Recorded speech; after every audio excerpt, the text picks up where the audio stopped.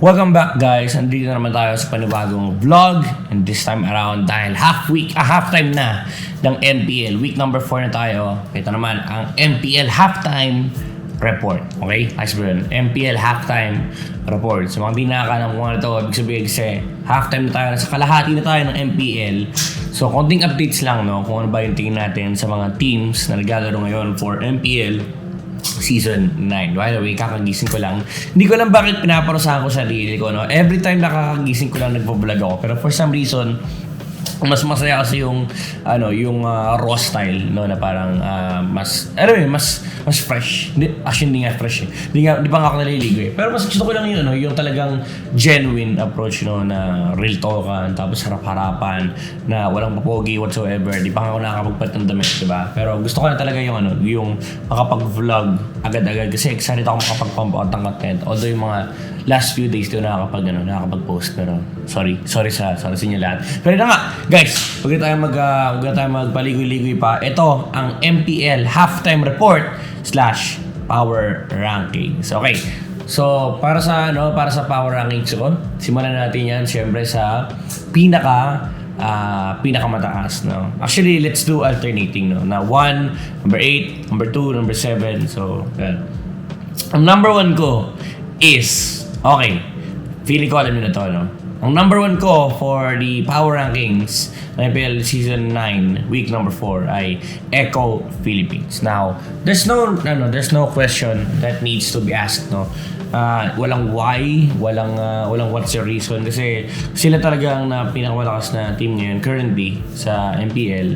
Although a team has beat them, no, ONIC Philippines has been able to beat them, but the thing is Echo Philippines look like they're on a different level talaga, no? Especially when they were behind, parang ramdam mo na kakabit pa rin si Echo. Nandun yung kamay nila nakakabit pa rin sa railing. Tapos si ONIC parang sinusubukan ng bumitaw ka na.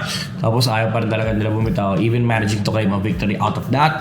Although again, they lost the series, pero it was amazing to watch that kind of game, no, na Echo Philippines. They felt like really unstoppable. And as of now, parang wala pa masyadong team na nagma-match against Echo Philippines, although we haven't seen the capabilities of NEXPLAY EVOS na kasi nga hindi natuloy yung match nila, unfortunately. But yeah, Echo Philippines sits at the top of the food chain right now. Okay, so sila number 1. Now, going straight to number 8, no? This is interesting talaga itong approach natin, no?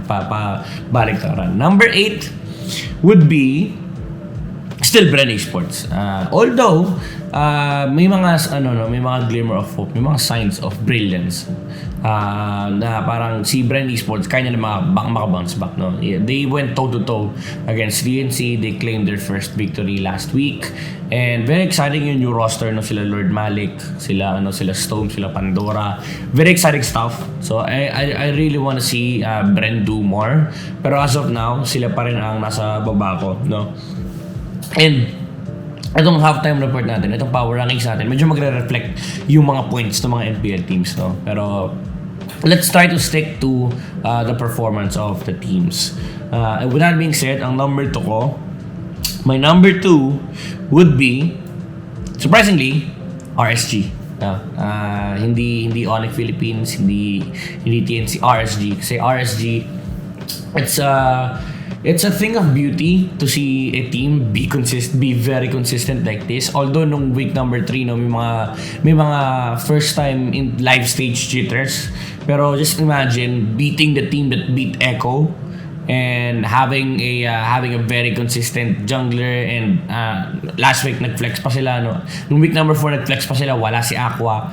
Ang naglaro si Exort last minute pa daw, and they're able to win against ONIC Philippines. So napakalupit ng mga ganung moments. And RSG, for the longest time, they've been a really strong team. And ngayon nakikita natin na talagang malakas sila. Consistency lang yung kulang talaga dati, and yung endgame capabilities. Pero right now, they have it down to the wire. And I feel like they're a team that could take the MPL even against Echo Philippines. So sila ang number 2 ko. Now, my number 7. Okay, this is where things get interesting. My number 7 is reflective of the score, no? Blacklist International. Nasabi natin do prior to the season, there's always the challenge of, losing 2 veteran players. And they'll nagre-reflect naman, no? Even though nakikita natin there some games may mga may mga games sila na kinakaya naman nila, pero Blacklist International lost their form on the face of great adversities like this. Feeling ko kaya pa rin naman yung Blacklist, but it's just that yung form ng Blacklist sobrang layo sa form nila ngayon. Pero again, it's about finding a different identity. It's about finding a new ube. It's about finding something new, a new perspective for Blacks International. And halftime pa lang naman. So they still have time to figure out what they need to configure. And I just hope that, alam mo yun, mahanap ni Blacklist kung ano ba talaga yung bagay sa kanila, kung ano yung playstyle talaga nila. Pero right now, sila ay nasa number 7. So, ito naman, my number 3. My number 3 is, mahirap to. My number 3 would be ONIC Philippines. Yeah. Actually, no. My number 3 would be NEXPLAY EVOS. Yan. Sila ang number 3 ko. Why? Because NEXPLAY EVOS has been constantly on the rise. Even though sabihin natin they still lose to teams like of course Echo, pero hindi pa sila naglalaban. I mean, naturally lang, no, yung power scaling, pero they will still lose to teams like Echo, RSG, ONIC, yung mga big fish. But the thing is, NXP has already beat ONIC. They didn't beat RSG. They're not yet faced against Echo. Pero alam mo yun, pag pinagtabi mo sila, parang in theory, they can take anyone. Siguro yung Echo na talaga yung pinakaabangan natin. Pero yung RSG, natalo na sila ng RSG. So parang RSG was able to overcome the kryptonite. Pero the story of NEXPLAY EVOS has always been on the rise. Siguro kaya sila nagbago ng hashtag. Pero it feels like they're one of the strongest and the toughest teams in the competition, especially with how they play around their roster, no? Yung flexibility nila, yung debate between H2 and MP Daking, it's a different story. It can be a different video altogether. Pero alam mo yun, it's hard to play against a team that flexes out multiple players. Kasi si ONIC Philippines nung last season, nagpapalit-palit ng player din. Pero not to this capacity, not to this extent, na halos lahat pwede mong palitan. So, it's really hard to play against this kind of roster, no? Lalo ang dami nilang strategy na nakabaon pa. Actually, I've talked to Zico, no? Marami pa silang parang hindi na ilalabas kasi they were really preparing against Echo. So, alam mo yun, yung stats, it does show na NXPE is a really, really strong team. And with the trend, no? Parang pag nagbasa ka ng sa mga nag-crypto dyan, alam niyo yung trend, di ba? Yung bar. So, si NXP, parang ganun din yung trajectory nila. Pataas talaga. So, sila ang number 3 team ko ngayon. Now, my number 6 is Omega ESPORTS. So Omega ESPORTS, although nakalagpas na siya sa yung struggle niya before, kailangan pa rin mag-step up. Ryzen is a very, very strong jungler. Actually, si Omega pwede kong ilagay na number 5 eh. Pero for now, they're number 6.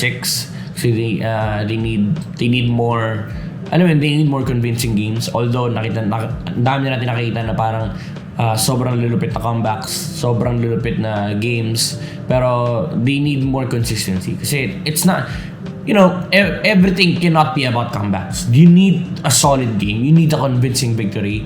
So si Omega Esports, yun yung hinahanapan natin, no? Na parang kailangan patunayan nila na hindi lang sila pang comeback. Kasi, sometimes it leaves a bad taste kapag sinasabing puro comeback ka lang. Kasi sometimes it just feels like baka hindi kayang tapusin ng kalaban mo yung game, or nagkaroon sila ng endgame problems. Pero Omega, it does tell us one thing, no? Yung endgame capabilities nila sobrang taas. Pero what about the early game? What about the mid game? What about the overall macro game, 'di ba? So, yun yung parang kulang pa kay Omega Esports right now. Pero again, it's nice to see Omega Esports bounce back from a a bad week 1, week 2, week 3 start. And nakita na, actually week 3, doon nagsimula yung magandang week nila. Pero, alam mo yun, it's just nice to see the Kings of the Sea be able to play like this once again, especially with Ryzen on the front line. Lupit talaga nila, sobrang lupit ni Ryzen, guys. Now, number 4 would be ONIC Philippines. Okay, so si ONIC Philippines, so super lakas pa rin na team. It's just that sometimes they have problems pagdating sa endgame. Balik naman ni Omega Esports.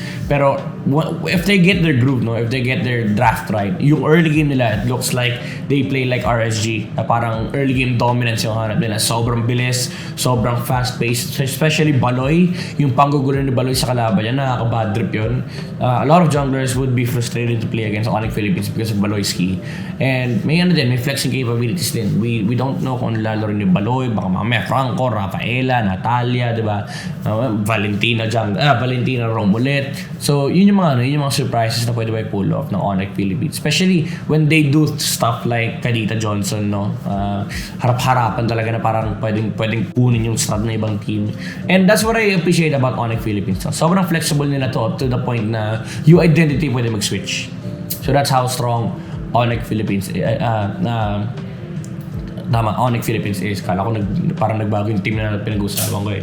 And last but not the least, my number 5 would be TNC. Now, bakit sila number 5 no? Before, they were at least top 1, top 2, top 3. Now, number 5 sila kasi it feels like they lost their touch. Pero again, they're still a strong team. Don't get me wrong.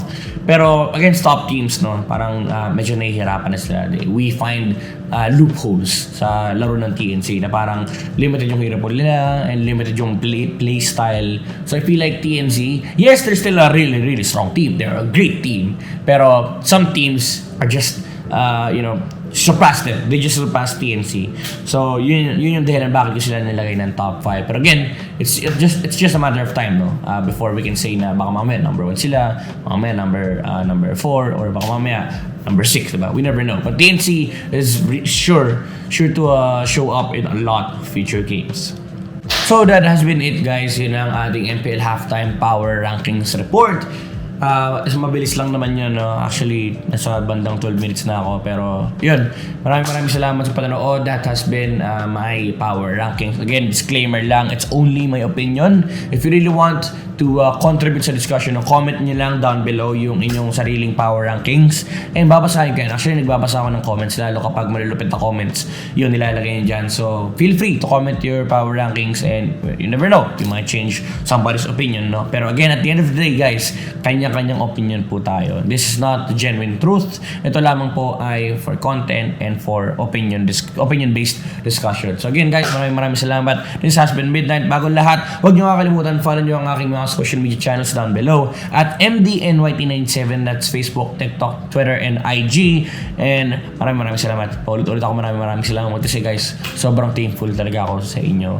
And kita-kits tayo sa mga next na video natin and sa MPL. Bye-bye, guys!